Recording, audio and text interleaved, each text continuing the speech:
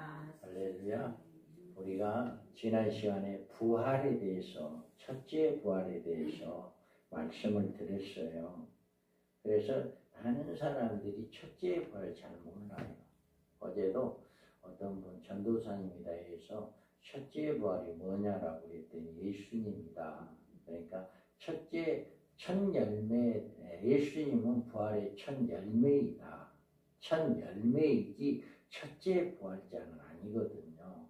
그런데 그렇게 이제 잘 못 알고 있어요. 많은 분들이, 여러분들은 복받은 분들이에요. 이 첫째 부활을 일반 성도들이 첫째 부활이 누구다라고 하는 것을 분명하게 알 수 있다는 것은 복받은 자들입니다. 그래서 여기에서 우리는 이렇게 첫째 부활은 무천년주의자들이 주장하는 것처럼 그리스도인들의 일반적인 중생 사건을 의미하는 것도 아니고, 오늘날 일반적으로 신봉하고 있는 것처럼 모든 성도들의 부활도 아니라는 사실을 우리는 알고 있어요. 그래서 이 첫째 부활이란 순교자들의 상급의 부활로 모든 성도들의 부활 이전에 순교자들이 먼저 부활하게 되며, 이 부활을 통해서 순교자들이 천년왕국에서 그리스도와 더불어서 천년 동안 왕노릇하는 그 축복을 받게 되어진다. 이것을 우리가 잘 알고 있어야 해요. 그러면 그 나머지 부활, 마지막 부활은 언제 하느냐? 천년왕국이 지난 후에 이 세상이 모두 사라지고 새로운 무궁세계로 들어갈 때 살아있는 성도들의 혈연이 변화와 함께 그리스도 안에서 죽은 모든 성도들이 생명의 부활을 하게 되고, 이때에 모든 불신자들도 심판의 부활로 부활을 하게 된다. 그래서 우리가 예수님이 재림시에 그에 붙은 자, 그와 함께 온 군대들이 누구냐라고 하는 것은 첫째 부활자들이다. 그래서 이 첫째 부활자들은 순교자들을 이야기하는 것이다. 그리고 순교자들이 아닌 모든 사람들은 언제 부활하느냐? 이 천년왕국이 끝나고 백보자 심판 때에 이제 죽은 모든 성도들이 부활을 하는데, 예수를 믿은 사람은 생명의 부활로 부활을 하게 되고, 예수를 믿지 않는 사람은 심판의 부활로 부활을 하게 된다. 이게 부활의 순서고 부활의 방법이다 라고 하는 것입니다. 그러면 이 땅에 주님이 재림할 때 이 땅에 살아가고 있는 성도들은 어떻게 될 것이냐? 자, 부활은 첫째 부활자들만 부활을 하면 나머지 주님이 올 때 살아있는 성도들은 어떻게 될 거냐? 이거를 성경에서 찾아야 합니다.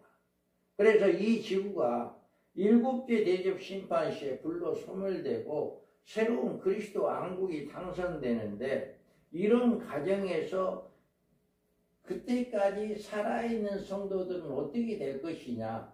이거를 우리가 이 문제를 제대로 성경적으로 해석을 해야 한다. 이 성경적으로 해석하는 것이 뭐냐라고 하는 것이 공중의 휴거가 있어요. 그런데 여러분, 공중의 휴거란 낱말은 성경에 없어요. 다만 이 말은 성경에 근거를 두고 있는데, 여기에서 데살로니가전서 4장 17절에 그 후에 우리 살아남은 자들도 그들과 함께 구름 속으로 끌어올려 공중에서 주를 영접하게 하시리니 그리하여 우리가 항상 주와 함께 있으리라. 아멘. 여기에서 구름 속으로 끌어올려 공중에서 주를 영접한다.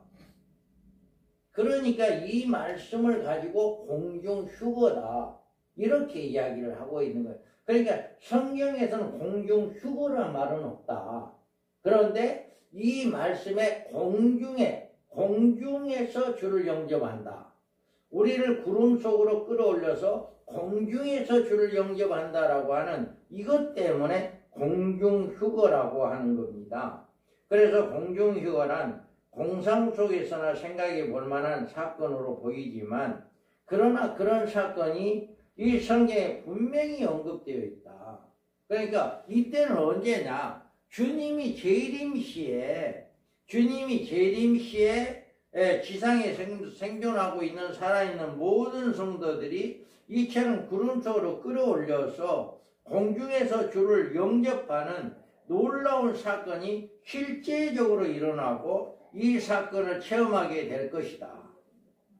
그래서 여러분들이 그때까지 만약에 주님이 재림하시는 그때까지 여러분들도 살아계신다면은 죽지 않고 살아있는다면 여러분도 공중으로 끌어올라가는 이런 복을 받게 될 거예요. 공중에 끌어올려지는. 그래서 여기에서 이 많은 신학자들이 이 지상에 생존하고 살아가 있는 성도들이 공중을 끌어올려서 공중에서 주를 영접한다는 놀라운 사건을 이제 많은 신학자들이 잘못 해석을 하고 있어요.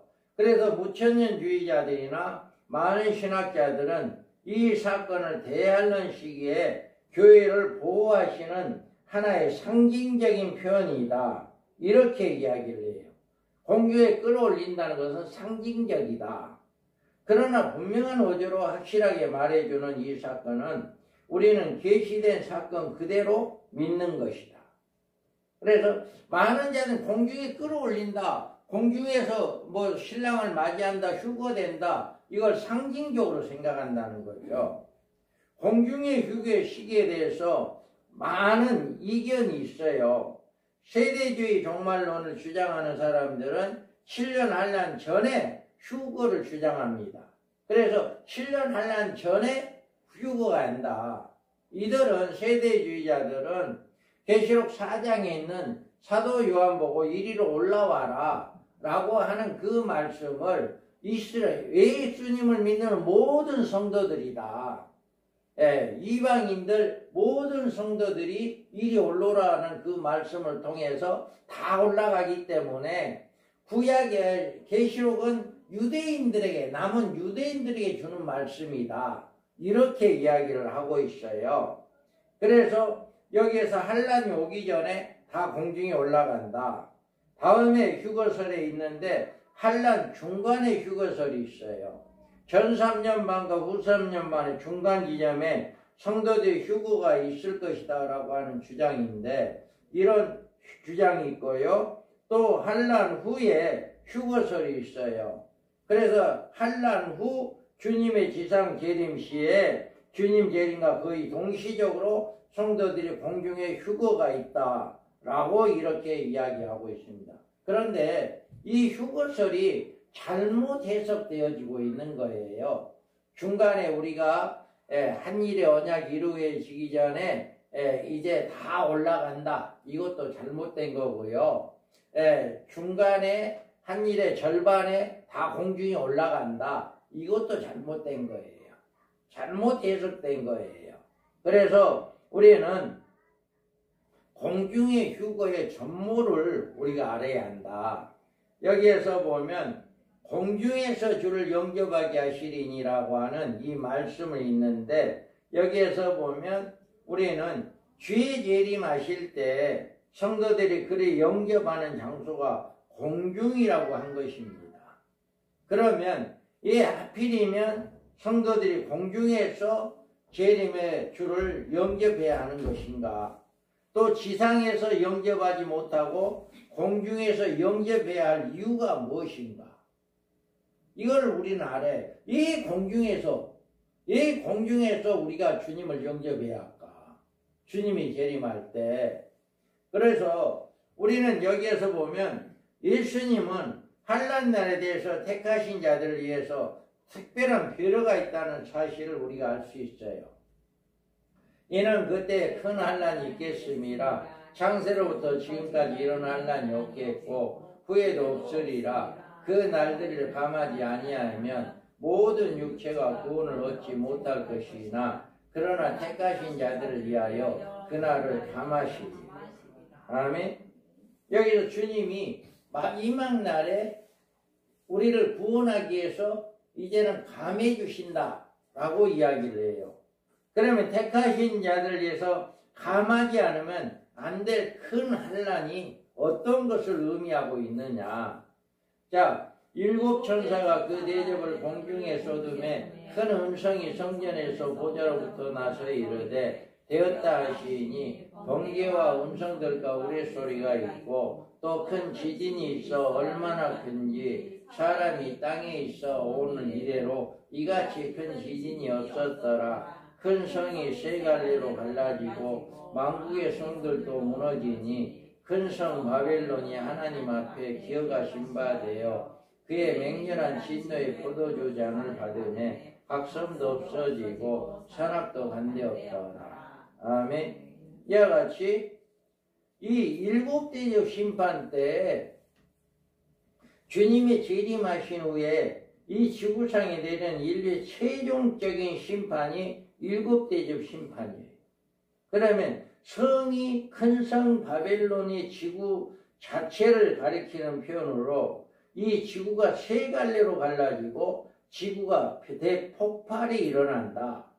온 지구가 활화산이 되어 지구 자체 불덩어리가 되어버리는 이런 일이 있게 되어진다. 이렇게 이야기를 해요. 그래서 우리가 살고 있는 이 지구상이 완전히 불바다 되어버려요. 그것이 어디가 있느냐. 그러나 주의 날이 도둑같이 오리니 그날에는 하늘이 큰 소리가 떠나가고 물질이 뜨거운 불에 풀어지고 땅과 그 중에 있는 모든 일이 드러나리라. 아멘. 이와 같이 노아의 때는 물로 심판을 했지만 다시는 물로 심판 않는다 라고 이야기하면서 뭐를 준비했냐? 불을 준비했어요. 하나님은 불을 준비해서 마지막 때 이렇게 주의 날에 불로 완전히 심판하게 된다. 이렇게 이야기해요. 스바냐 선지자를 통해서도 여호와께서 이르시되 내가 땅 위에서 모든 것을 진멸하리라. 내가 사람과 짐승을 진멸하고 공중의 새와 바다의 고기와 거치게 하는 것과 악인들을 아울러 진멸할 것이라. 내가 사람을 땅 위에서 멸절하리라. 나 여호와의 말이니라. 아멘.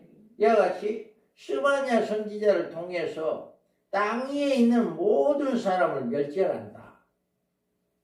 그러니까 이 지구가 파멸과 함께 그 가운데 거하는 모든 생명체가 완전히 진멸한다.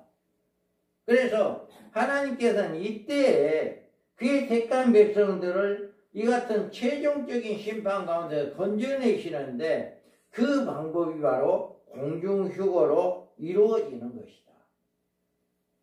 지구상에 살아남아있는 공간은 더 이상 없어요.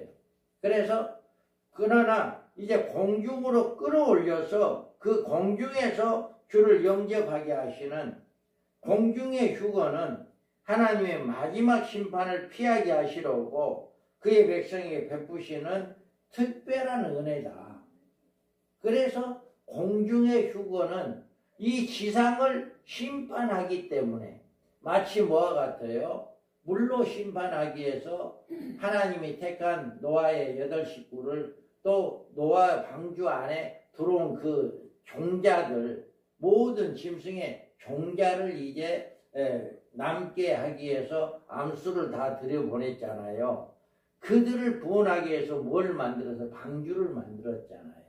그래서 방주를 통해서 그 짐승들과 노아의 8 식구를 구원한 것처럼 그 나머지 방주 안에 들어오지 않는 모든 사람, 식물, 동물 모든 것들을 다 멸해버린 것처럼 마지막 때는 불로 심판을 하게 되는데 공중으로 올라가지 않는 모든 생명체는 다 죽게 된다.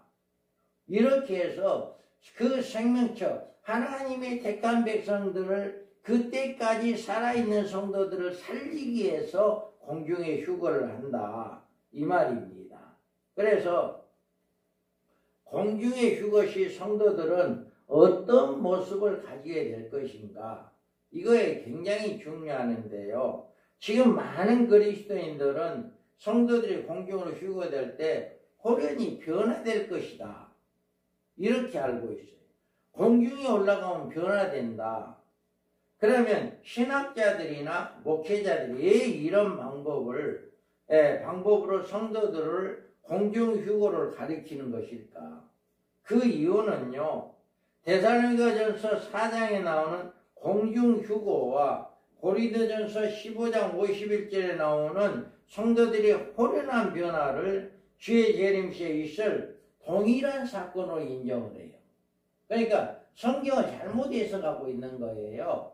여기 보면 공중에 끌어올라간다라고 하는 이 말씀과 보라 내가 너희를 비밀을 말하노니 우리가 다 잠잘 것이 아니요 마지막 나팔에 순식간에 호련히 다 변화되리라.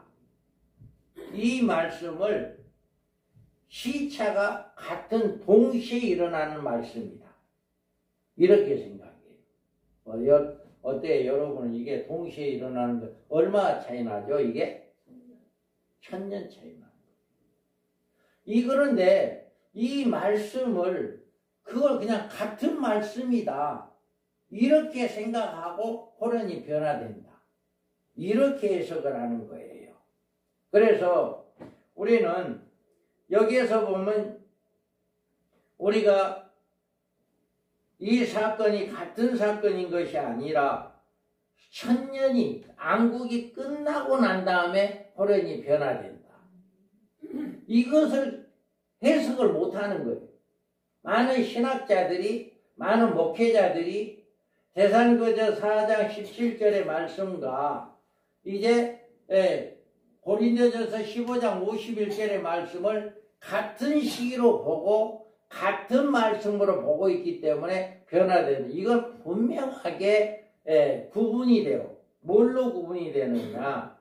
자, 주께서 호련과 천사장의 소리와 하나님의 나팔 소리를 치니 하늘로부터 강림하시리니 그리스도 안에서 죽은 자들이 먼저 일어나고. 아멘. 이건 언제? 분명하게 여기서는 주님의 재림을 이야기하고 있어요. 재림을 이야기하고 있죠. 그런데 고린도전서 15장에는 어떻게 해요? 형제들아 내가 이것을 말하노니 혈과 육은 하나님의 나라를 이어받을 수 없고 또한 썩는 것은 썩지 아니할 것으로 유업으로 받지 못하느니라. 아멘.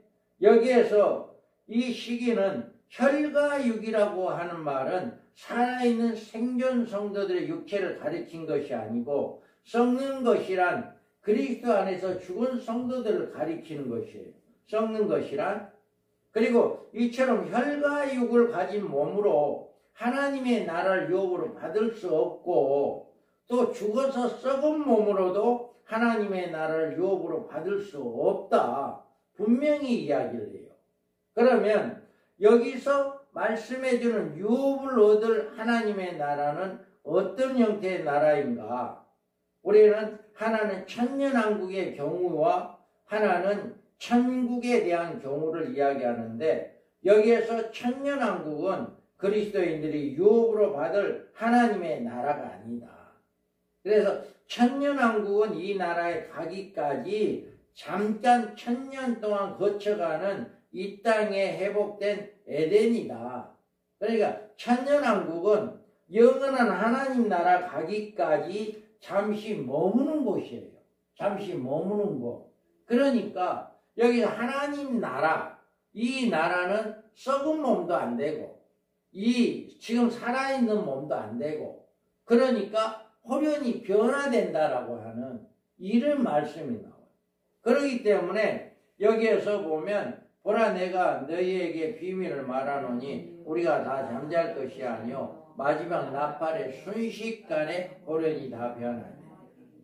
그러니까 이 변화는 분명하게 앞뒤의 말씀의 구절을 살펴보면 이거는 주님의 재림시에 일어난 사건이 아니고 천년왕국이 끝나고 난 사건이 된다라고 하는 분명히 구분이 되는데 이것을 앞뒤 문맥을 생각도 않고 무조건 호란이 변화된다. 주님의 재림할 때 공중에 끌어올린다 할 때 이걸 그냥 하나로 봐버려가지고 주님 몸은 다 공중에 휴거된다. 이렇게 변화돼서 휴거된다. 이렇게 그냥 이야기를 해버린다라고 하는 것입니다. 그래서 우리는 이 천년왕국의 영으로 살아갈 것도 아니고 부활한 신령한 몸으로 살아가는 것도 아니고 지상이 새롭게 변화되어 죄와 저주가 없는 나라가 이루어 새로운 동산을 이루는 그 나라가 바로 천년왕국이다. 그래서 천년왕국이 이 나라가 회복된 에덴 동산에 불과하는데 에덴 동산의 아담과 하와가 변화된 몸으로 부활하신 몸으로 살아갔던 것이 아닌 것처럼 천년왕국에 들어간 성도들도 어떤 변화받은 몸이나 신령한 부활체로 살아가지 않는다라고 하는 것입니다. 그래서 우리는 여기에서 신령한 천년왕국에 살아가기 위해서 변화된 몸이나 부활한 몸으로는 들어가서 살아가지 않는다. 그러면 어떻게 변화받지 않는 몸으로 공중으로 휴거될 수 있느냐, 이게 의문이 생기거든요. 이 같은 의문은 하나님의 말씀의 권능도 우리가 오해하는 거예요. 우리는 인간의 방법으로도 아폴로 11호가 1969년 7월에 암스트롱이 태우고 이렇게 달나라를 왕복했어요. 인간의 과학의 능력으로도 이렇게 달나라를 사람이 가서 그 달나라 표면을 받고 다시 왔단 말이에요. 그래서 이건 인간의 방법이에요. 그런데도 우리 하나님은 하나님의 방법으로 우리가 공중에 이 몸 가지고 올라갈 수 있는 방법을 우리가 성경에 나와 있어요. 둘이 물에서 올라올 때 주의 영이 빌립을 이끌어 간지라 내시는 기쁘게 길을 가므로 그를 다시 보지 못하니라. 빌립은 아소도에 나타나 여러 성을 지나 다니며 복음을 전하는 가이사라에 이르니라. 아멘. 이와 같이 뭐 했어요? 같이 물속에 들어가서 침례 세례를 받고 물에서 나오는 순간에 빌립을 옮겨버린 거예요. 분명히 들어갈 때는 같이 물속에 들어가서 침례를 받았는데 물에서 나온과 동시에 하나님 끌어올려서 옮겨버렸다. 그래 다시는 내시가 보지를 못했다. 이와 같이 하나님의 방법은 호련히 옮겨버린다. 호련히. 그래서 여기에서 보면 저가 큰 나팔 소리와 함께 천사들을 보내리니 그들이 그의 택하신 자들을 하늘 이 끝에 저 끝까지 사방에서 모으니라. 아멘. 이와 같이 이런 일을 하겠다라고 하는 거예요. 그래서 우리는 공중의 휴거라고 하는 말은 성경에 없다. 그런데 데살로니가 전서 4장 17절에 있는 공중에 끌어올려를 공중의 휴거라고 한다. 그러면 그 공중에 휴거되는 사람들이 누구냐는 것입니다.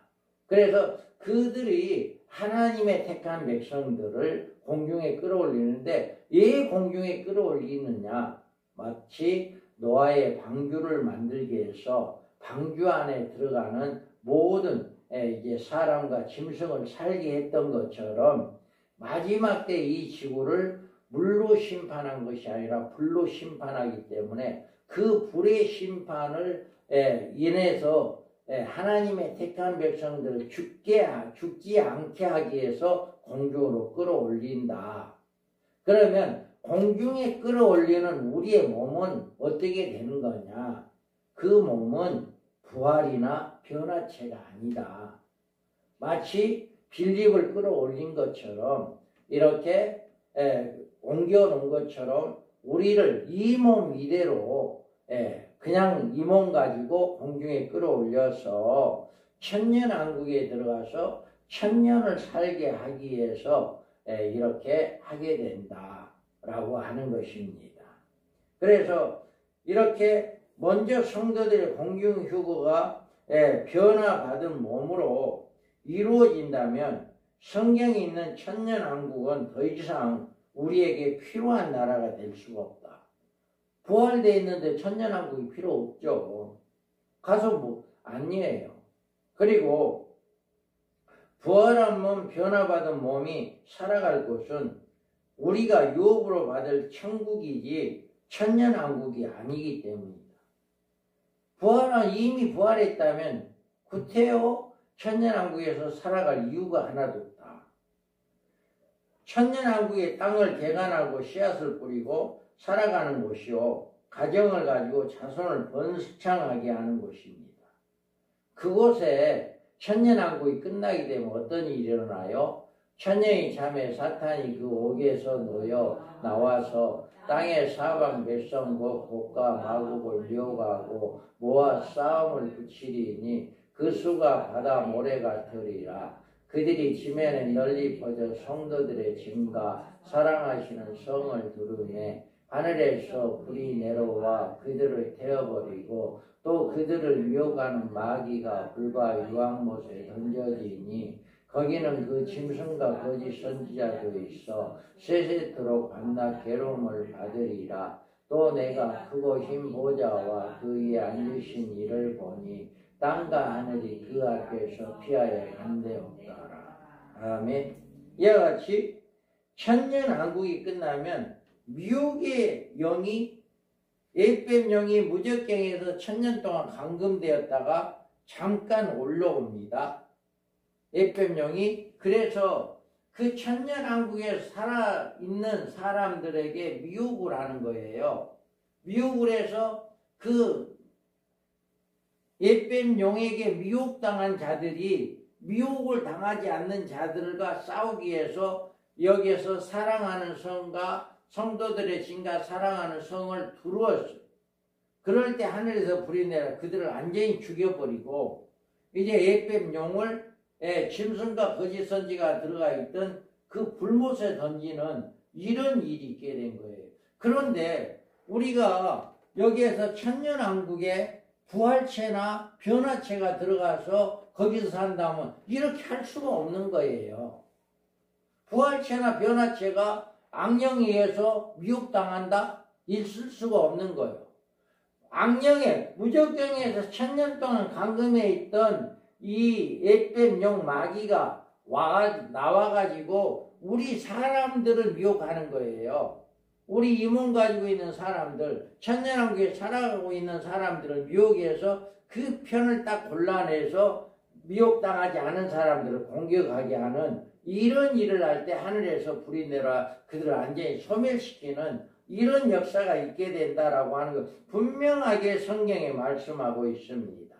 그래서 천년왕국에서 죄로 오염받지 않기 위해 이전에 새로운 몸, 죄와 저주의 몸에서 벗어난 회복된 몸을 가지고 새로운 딴 천년왕국에서 천년간 살게 되어지는 이런 축복이 있게 되어진다. 그래서 천년왕국에서는 이렇게 반드시 알아야 할 것은 변화되지 않는 몸이 들어간다.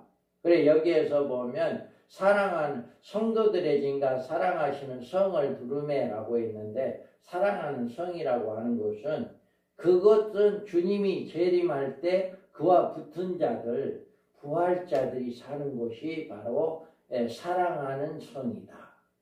부활체와 천년왕국이 있는데 천년왕국에는 우리 육체만이 살아가는 곳이 있고 주님이 부활하셨고 그 부활하신 주님과 함께 내려온 자들이 살아가는 곳이 있다라고 하는 것. 그래서 이들을 이렇게 공격하게 되는 이런 역사가 있게 된 것입니다. 그래서 우리는 공중에 휴거될 때, 주님이 재림할 때 공중에 올라가는 것은 부활체나 변화체가 아닌 이 몸을 가지고 올라간다. 이 몸을 가지고 올라가서 천년왕국에서 천년을 살고 난 다음에 그때 이제 살아있는 성도들은 변화되고 죽은 성도들은 부활하게 된다. 이것이 마지막 부활이다 라고 하는 것을 이야기하고 있습니다. 여러분들이 이 말씀을 잘 깨닫고 우리는 첫째 부활자가 아니면 마지막 부활자가 된다. 이것을 꼭 기억하기를 주님의 이름으로 축복합니다. 하나님 아버지, 인류 종말